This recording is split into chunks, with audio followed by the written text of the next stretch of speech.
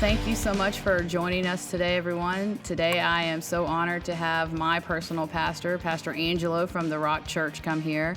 This is prayers answered, honestly. This is an extraordinary moment for me. You actually baptized me here at this church.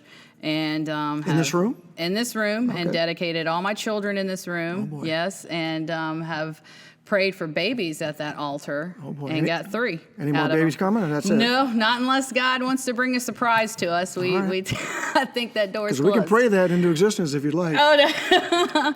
I think Tim would be holding his heart if we did that one more time. But today we just want to join everybody in a conversation about how your walk was just starting out. You know, you're a guy from Detroit in Michigan, and coming up.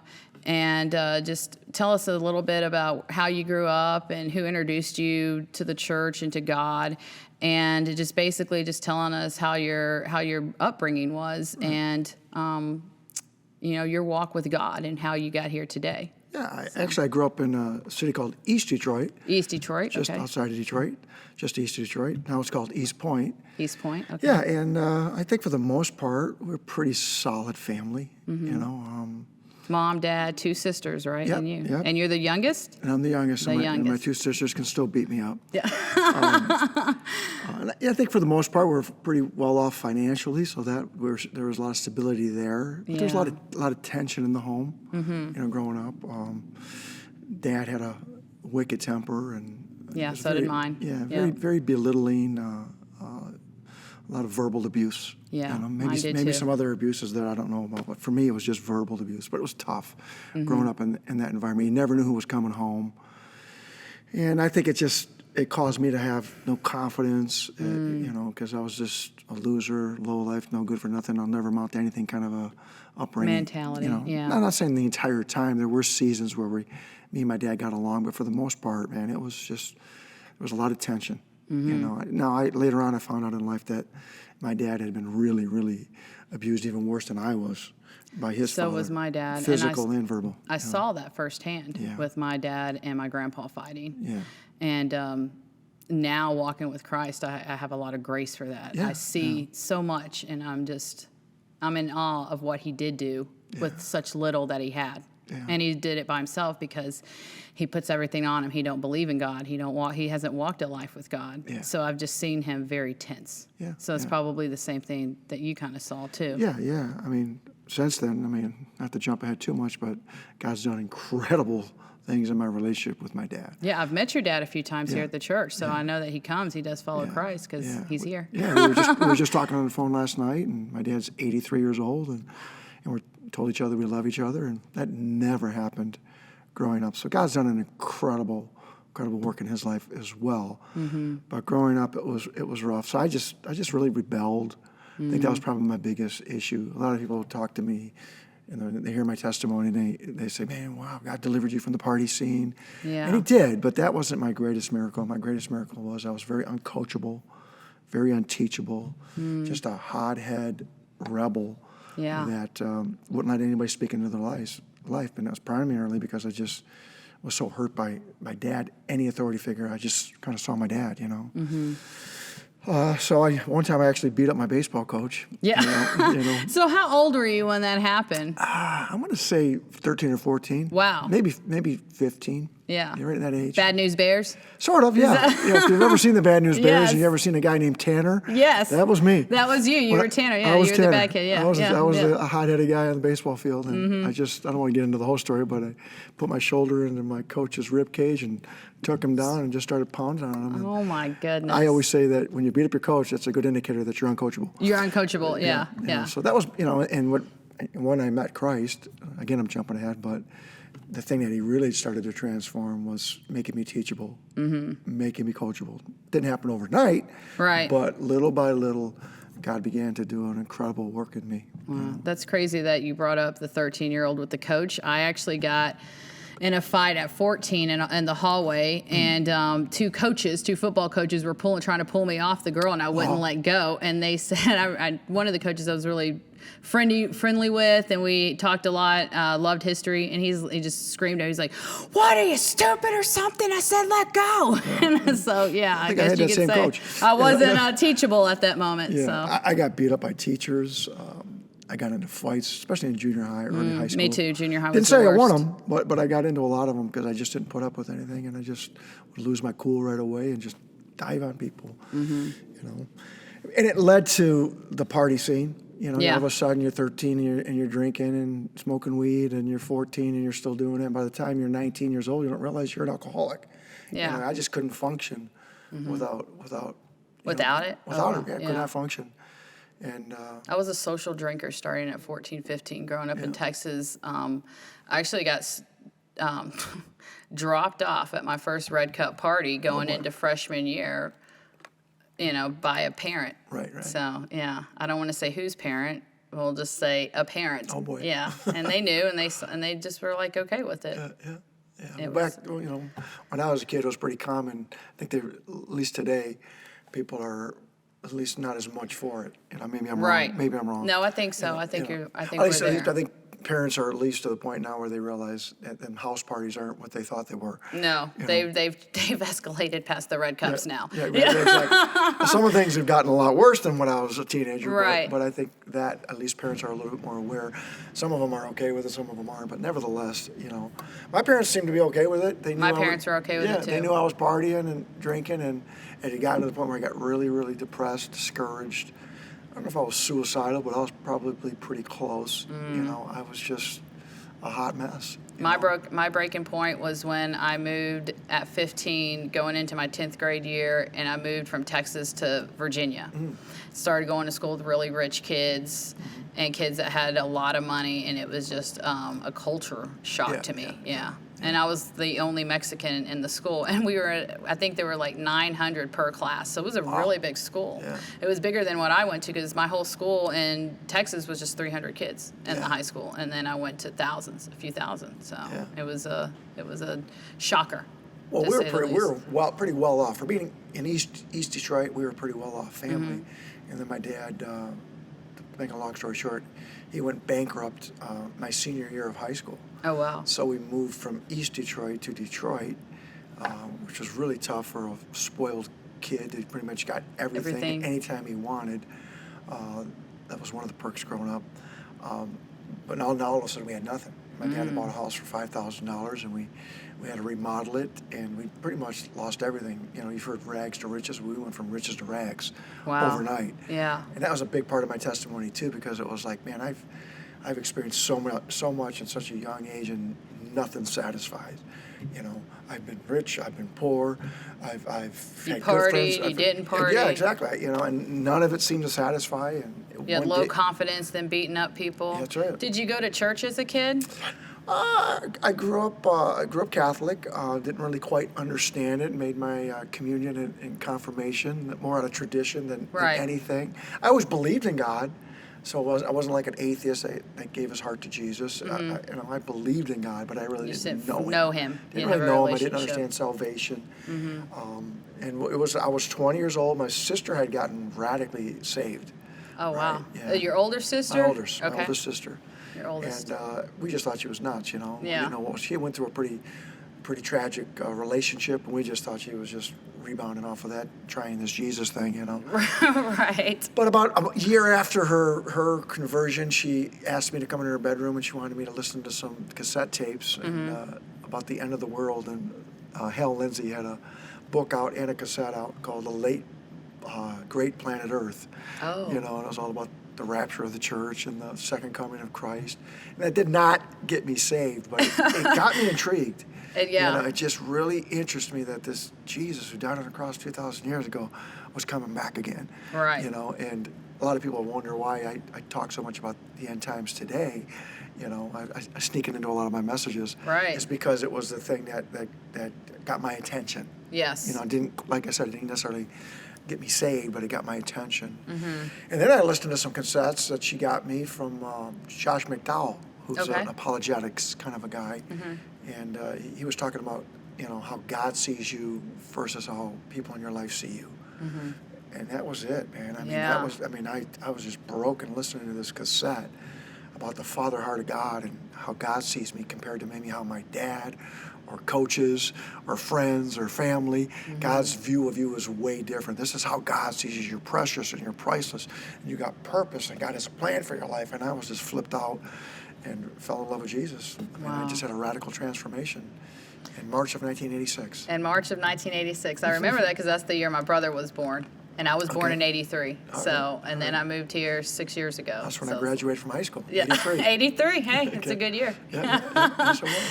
So after you were saved, this was a personal thing. This was at your house with your sister. Did you go to church with her after that? How did that? Yeah, about a month after she was kind of evangelizing and sharing her faith with me and listening to tapes. I'm going to guess it was about a month after that. I went to a party and a drug deal went south. Oh, wow. I gave some guy some money. He said, I'll be back in an hour with your dope. I said, okay. And it was like a house party. Right. And I'm waiting around.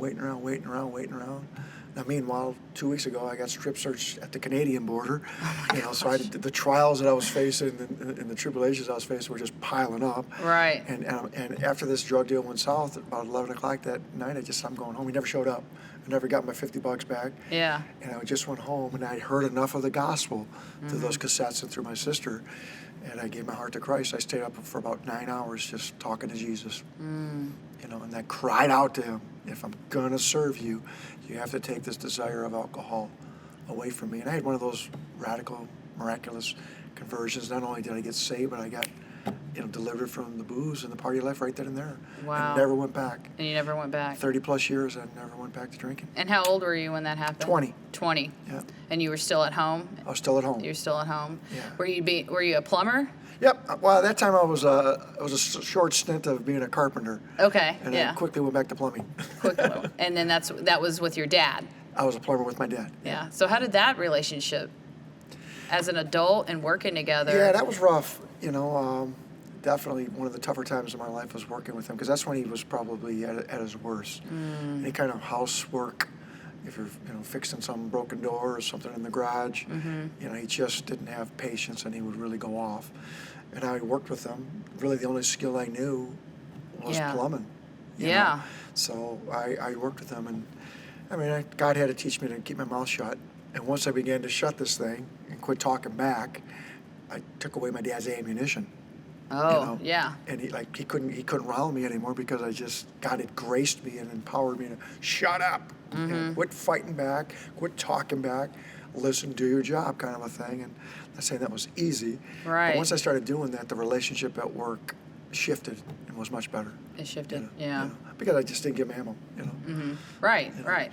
So after that, what was the church experience? Yeah, what was the church experience like? Did you go to a few? Did you try them out? Well, my sister was going to a church in Sterling Heights, which was about maybe 12, 15 miles away from where we were living, and she just recommended that I go there. So I went there, and I can't say it was a great experience at first. For the most part, I didn't really feel valued or welcomed by the people that were about my age. Okay. I'm not sure what it was. It was kind of a religious church, although a very solid church as I look back. It was healthy, but if somebody came in off the streets who was only a Christian for an hour and a half, my mouth wasn't cleaned up, my attitude had a long way to go. I just didn't fit in to a lot of these church kids, and I was extremely discouraged because I couldn't find any new friends. I didn't want to go back to the party scene because God had freed me from that. Right. So I was kind of going crazy in my head, going, "What do I do?"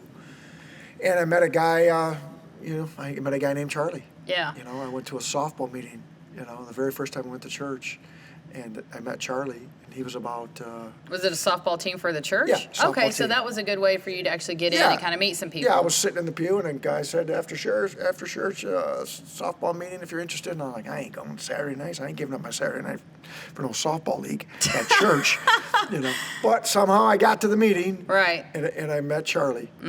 And he was, at that time, 48. I was 20, so he was pretty much 50. And we just hit it off. Wow. And he became my spiritual mentor. He began to speak into my life and believe in me. I always say this: he was the first person that really ever believed in me. At Just least that I saw you thought. how God saw you. Yeah, kind of like Yeah. I heard on that tape. Now, he Like a wasn't fresh start. Yeah, exactly. Yeah. He wasn't easy on me. I Mm-hmm. mean, Charlie was not soft. He didn't coddle me. Yeah. He challenged me where I needed to be challenged in my attitude and my walk with the Lord. But at the same time, he saw promise in me. He saw potential in me, and God used him to bring it out. Right. And to some degree, he became a father figure because he hooked me up with his daughter 2 years later, and I married her. There you go. How long did y'all date? Oh, well, let's see. I met Kim and Charlie in April of '86, and we Okay. started dating in August. Wow. Yeah. So it was pretty quick. And then we got married a year and a half later in May. In May. I may be wrong on that time, but I Yeah. think I'm pretty close. Yeah. Wow. So after that, God just took you on a whole new journey. Yeah. On a whole new path of life. So being newlyweds, you've been a Christian for maybe 3 or 4 years? By the time we got married, I had been a Christian for just over 2 years. Just over 2 years. Yeah. And so how did that whole thing start? How was y'all's walk? Was she did y'all go to her dad's church? Did you go? Yeah, we went to her parents' church. He was the softball coach. Oh, okay. Kimmy, my wife, would keep score, make phone calls for Charlie, for the guys on the team. Right. So she was always calling the players up, telling them what time practice was, reminding them of the game, and I was going over there to see Charlie 3 or 4 days a week. Oh, wow. And my kid. So you had a close relationship. Oh yeah, I was like I'd best be- friends almost. Yeah, and he worked midnights, and I'd be on the front porch as soon as I got off work, quick shower, go over to Charlie, hang out with him for 3 hours, and he'd go to work. Mm-hmm. Some nights there were church things, we'd go to church together, and Kimmy was just hanging around the house. Yeah. And I would see her, and sometimes Charlie would either not wake up right away, and she'd come out in the living room, and her and I would talk. Mm-hmm. So it really just became a friendship. Wow. And then hanging out together, we started picking up some of the church friends, some new friends in the church, ones that did show us a little bit of love and compassion and care. Yeah. So we started getting together with some other people in the church. It was just a friendship, and Yeah. she sort of, I think she wanted to date right away, and I was like, listen, I just came out of the world. I want nothing to do with ladies. I want nothing to do with girls. I just want I want a brand new start. Right. So what was that, April through August? Help me out here. 7 months. 7 months. Yeah. About 7 months or so before I finally said, okay, let's start dating. Yeah. Wow. And did you ask his permission to date To her? date? Yeah. That I don't remember.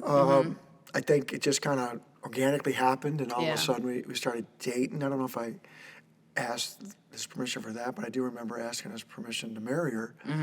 And he was like, well, what took you so long? That's how Right. that kind of a thing. So Yeah. I don't remember if I asked the date. I think it just kind of organically happened because we were hanging out, but we weren't dating. And then all of a sudden we were. So. So when you got married, Yeah. and you start this whole newlywed thing, and you said that your dad had anger issues growing up. Were Yeah. those anger issues towards your mom or just towards you kids? I think his anger was primarily a result of his relationship with his dad. Okay. People tell me, I never got to meet him because he died a month before I was born, my grandpa. But people tell me he was the meanest man that ever lived. I mean, I had cousins, aunts, uncles, they tell me that all the time. So I just think that my dad took his hurt out on his family. The old phrase is hurt people. Yeah. I think he just didn't know how to maturely deal with his pain. Right. So we got the brunt of it. Yeah. It really treated my mom very, very, very poorly for the most part. Yeah.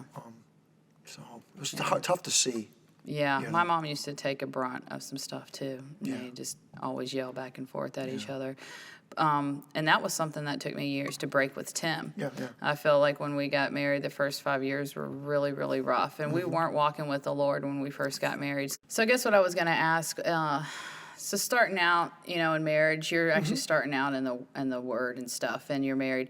How did your relationship with her, grow? Were you off the chain with her a little bit? Would you lose your temper? Or do you feel like at that moment you didn't treat her the way that your dad had treated your mom? Well, definitely not nearly as bad, but I had my days. Yeah. It's kind of ironic that you're talking about this because her and I talk about it quite a bit now. And she's like, we just don't fight and yell at each other like we used to. She told me that, the other day. Yeah, it's kind of neat, Yeah. But it would be more like once every 2 months blow-ups, but they were pretty big. Yeah. And I would lose my temper and rant and rave around the house. She's pretty feisty too. Yeah. But Because she's Lebanese. yeah, she's Lebanese. And she's athletic and intense. And she's a Detroit girl. And she's a Detroit girl. Yeah.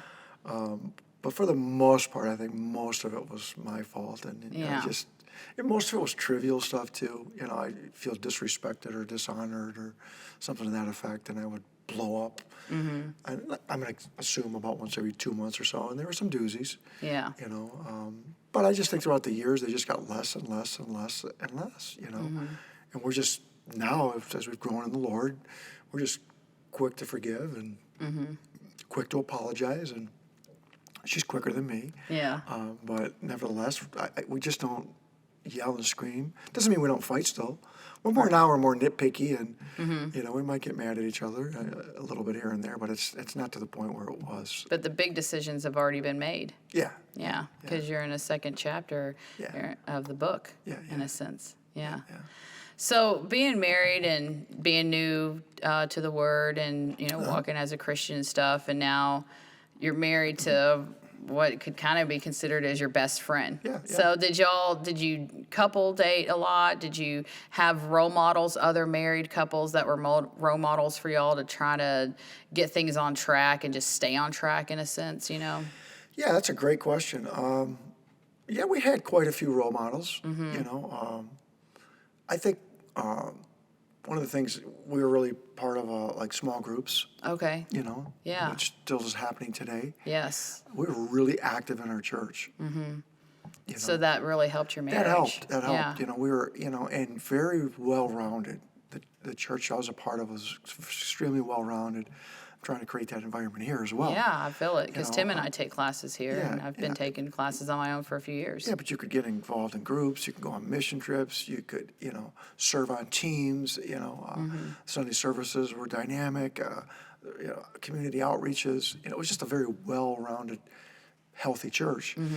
So we just took advantage of the opportunities. We were really, really, really, really involved. If I could give any challenge to young couples today, I'm surely not saying become churchaholics and neglect your home and neglect your community and things like that. But if your church has opportunities to get involved. You got to get in the Word. You got to be around other believers and rub shoulders. Iron sharpens iron. And so we were around that environment a lot. We tended to hang out with people slightly older than us. Yes. Slightly more mature than us, which stretched us. Yeah, for sure. So that was part of it too. That's what I'm always looking for. Something to stretch. Yep. Like a and big now it's the rubber opposite. band. Now it's the opposite. Everybody we hang out with is younger. Yeah. Including you two. Yeah, because you're wiser, so the younger thank of us, you. we all want to kind of gravitate towards people that are going to give some, with the world today, having wise counsel is so important. Yeah, I agree. And I prayed for it for a long time. Yeah. And so you're in it a few years. You have these groups. You're starting to work on things. When did y'all decide it was time to start a family? Start a family? I think we tried for quite a few years, and it just didn't happen. We were married 10 years before we had our son. Oh, wow. Tim and I were married 8 years before we had our first child, so, too. The transition there wasn't easy. No. We're so used to 10 years of just her and I. Right. Going on any mission trip we wanted and being involved in any ministry we wanted and those kinds of things. So. And just had your own walk together. Yeah. It was about 10 years. She got pregnant and a son named Nicholas. He's 24 today. Yes, today? Well, about 2 weeks ago. Yeah, I was about to say, it was like a few weeks ago. Yeah. 2 weeks ago. Yeah. Wow. So how old are you at this point that you'll have Nick? You're in your 30s now? I think it was 32 when I had Nick. So 32. And Yeah. were you still a plumber? I was a youth pastor at that time. Okay. So that church that I was talking about earlier, I was there for 8 years. And then I became a youth pastor in Warren, In Warren, Michigan. That church has now moved to Sterling Heights. and I was there for 5 years. And right at the tail end of our 5-year tenure, Nick was born. Oh, wow. So he was born in August of 98, and our last day was early November of 98 as youth pastors. Yeah. So then we were out on our own. That's when with I moved no to job. Virginia. Yeah, well, These dates keep matching up. well, that's when I felt like God wanted us to start a church, and I think we'll talk about that at another time. Yeah. But Kim and I, it was tough. Those were some tough years because for about 4 or 5 years, we really had nothing spiritually going. You know, I went back to plumbing. You know, had an infant, then a toddler. Those were some tough, trying years that really stretched our faith and our marriage. Yeah. And God got us through it. You know. So you were actually a youth minister, and but you were doing that full time, and then you had Nick. So, and then what made you decide to jump back into plumbing? Money. Money. I wanted to feed my family. Yeah. You know, really, I didn't want to go back to plumbing. I just there were some struggles to get the church started. You know, some of it was on our end, some of it was kind of territorialism that was happening in the kingdom. Yeah. That kind of hindered the church from getting started. And I didn't want to become a youth pastor again. I had done that. I had offers to be an associate pastor. I had offers to take over a church, but nothing seemed to, you know, quench our spirit. Yeah. Like starting a church. And until we got the authority to do that, the only way to feed the family was to go back to plumbing. You know, So work with Dad again. And work with your dad again. Oh, my, yes. yeah.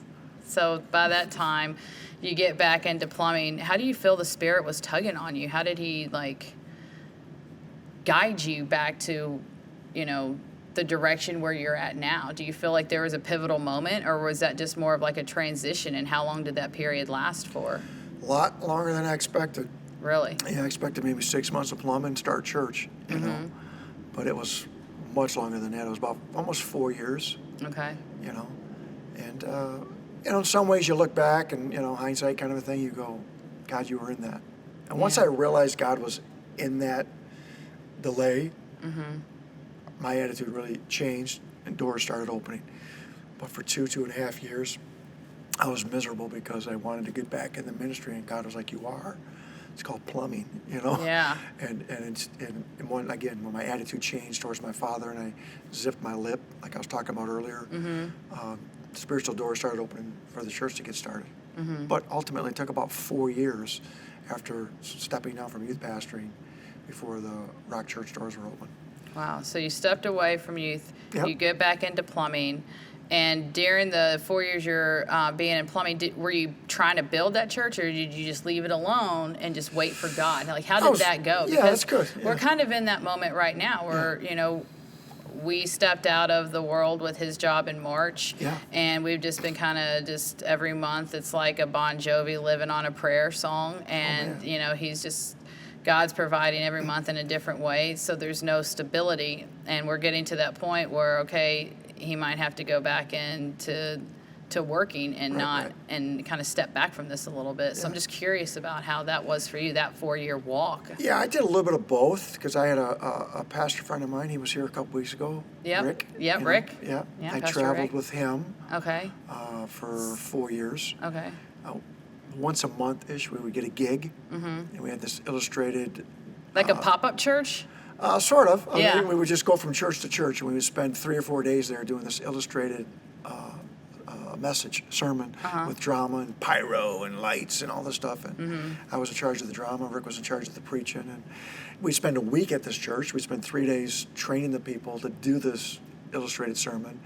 And then for 4 nights, generally speaking, we would put it on. But we'd only get about 1 gig a month. Right. And so the other 3 weeks, I was plumbing. And then I'd be like, Rick, get another gig. Rick, get another gig. I got to get out of these trenches. You know, I got to get out of these crawl spaces. You were hungry. I wanted to serve and get involved more in ministry. And it was more evangelistic crusades, sort of, you know. And altars. Like a tent revival, sort in a of, sense. But in a building. Like you were just going to churches. We were traveling doing that. I didn't realize it, but God was just filling me with wisdom and vision and dreams and insight.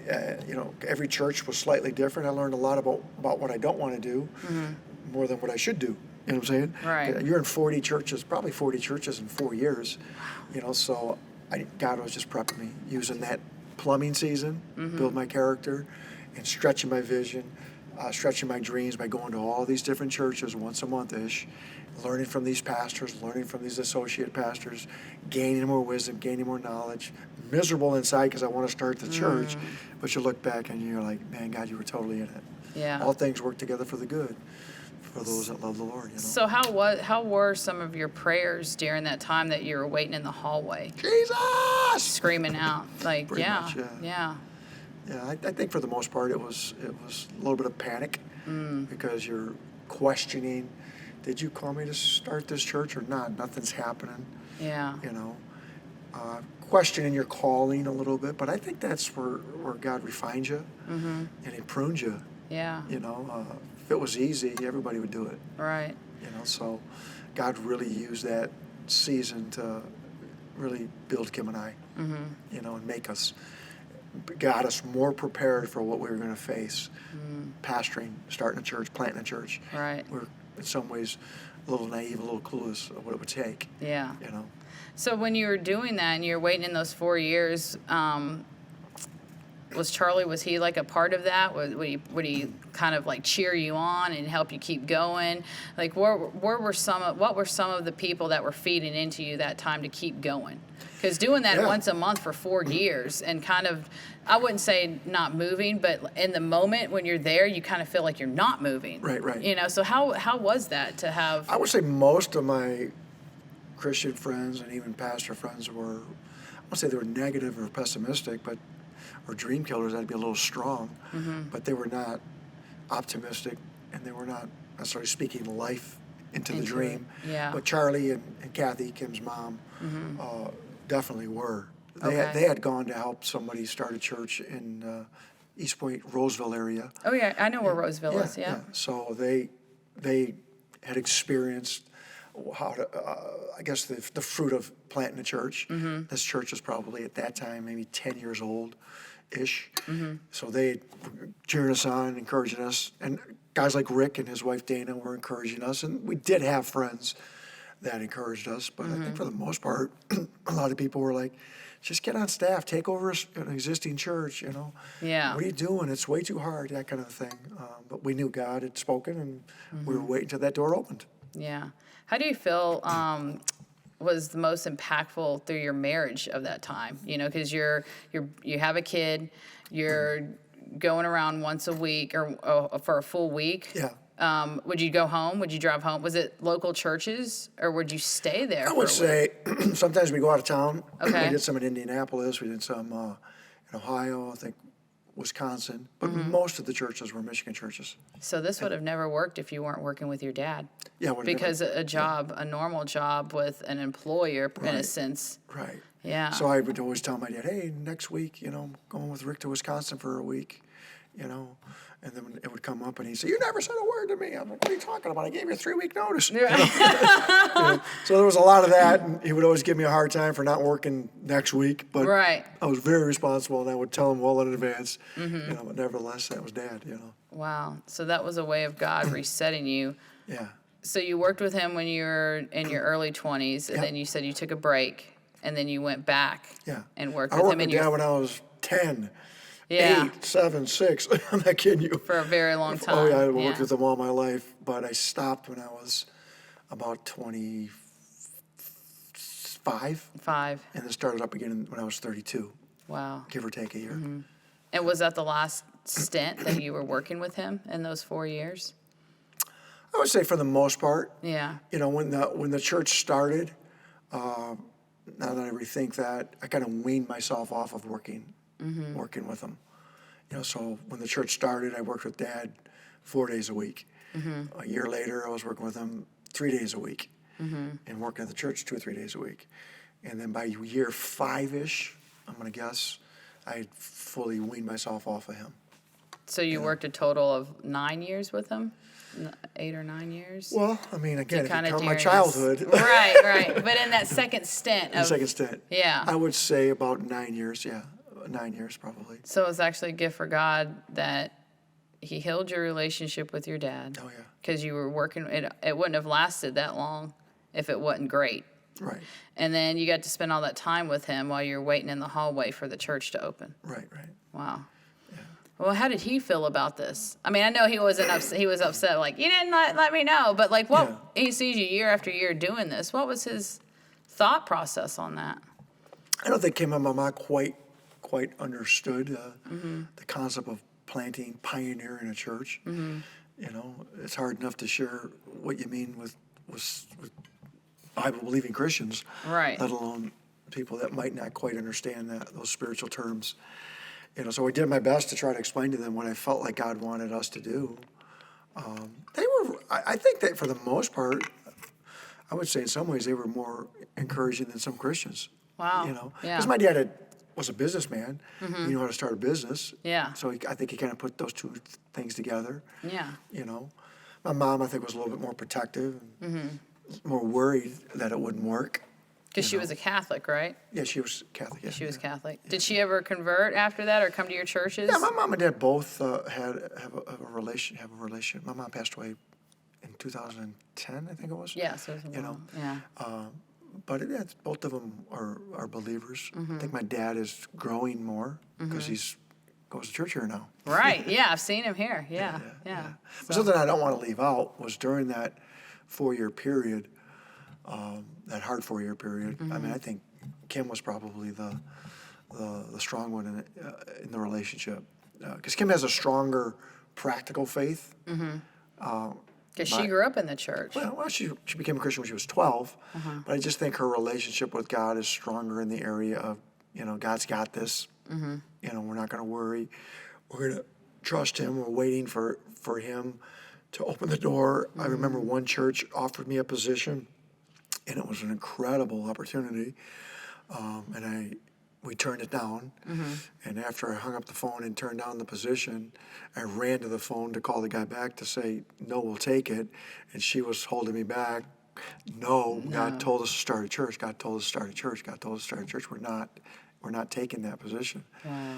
So I was like, yes, we are. Yeah. You know? And then my faith was probably more stronger in the area of theology. And I believe and understand the scriptures a little bit better than her. So we really balance each other out. Yeah, because she has a lot of walking on water faith and trust, Yeah. and then you have more theological, kind of theological. like Matthew faith in a sense, because Matthew's kind of, you know, he was really smart. So was Luke. So.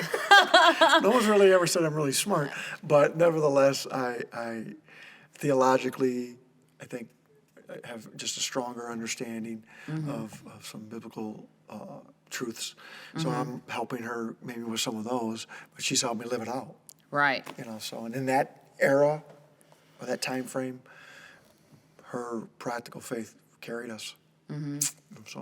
So do you think that if you would have had to work a regular job, if God would have brought you to an employer, then this would have never happened? Do you think that, you know, taking out the plumbing part of it, if you would have had to go get another job, would it have happened? Do you think that hunger would have stayed there?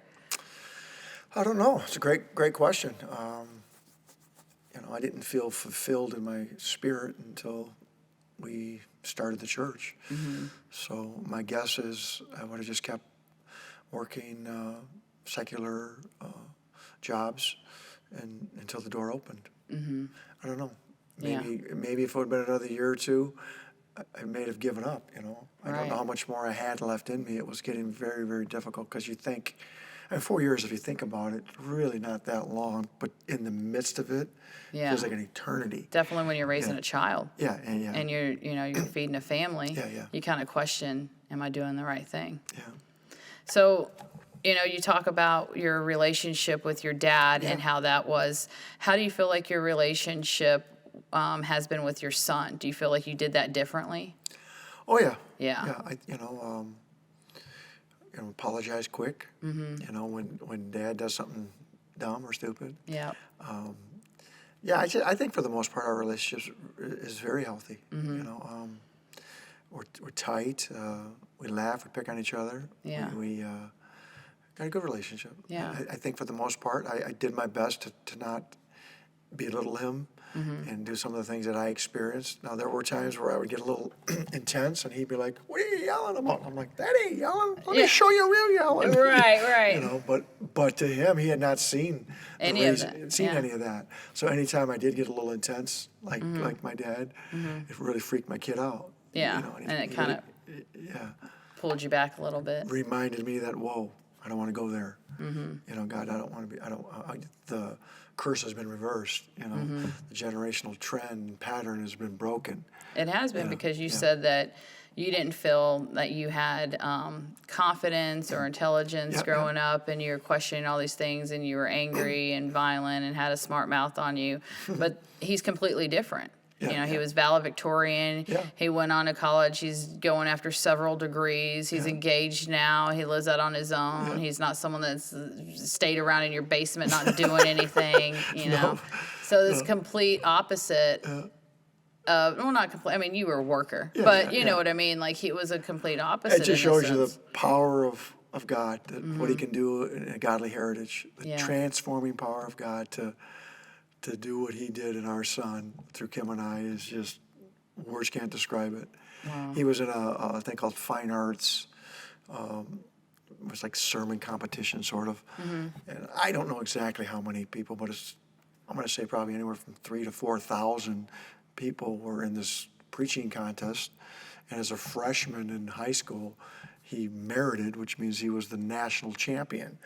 So we're in this gigantic auditorium in Florida, and he's on the screen as winning, and to make a long story short, he gets to preach his little 5-minute sermon in front of 10,000 people, and Kimmy and I are just like, "Are you kidding me right now?" You know? Yeah. But that's just the power of God. I mean, you give him your life, you give him your heritage, and look what he can do. Yeah. You know?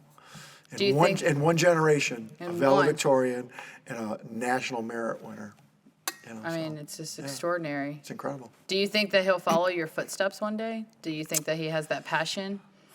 I don't necessarily. Do you want that for him? Not necessarily. I just want him to follow God's will. He's. I mean, we're all our own people. Yeah, he's studying to be a math professor. Okay. You know, he's going to get his doctorate in about a year or so.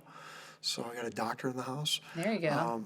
He's brilliant, and I think he wants to impact secular education in society, and he wants to be a light in that dark place. Yeah. Now he did go in his undergraduate to a Christian college where he could get his credentials in our denomination and become a pastor if he wanted to. I think later in life that might be something that God might open up. I could see him on staff somewhere as a Christian education director or something, because he likes apologetics and he likes to debate and he's very intellectual. Plus he loves music as well, so those are his two loves, I think. Yeah. But there's no pressure to like to go become a pastor. I believe all Christians are called to ministry. We're not all called to be pastors. Yes. He is in the ministry. Yes. His life is a light, and that's all I ask. Right. Wow, what a beautiful story. And I just thank you so much for sharing with us today. Yeah. Your testimony, because a lot of people do grow up in violent, abusive homes, and they just don't know how to get back on track. Yeah. And it's just really hard when you have all that pain and hurt and you don't know where to turn to, but really the Father is, because our dads and our mothers as parents, we're never going to be perfect.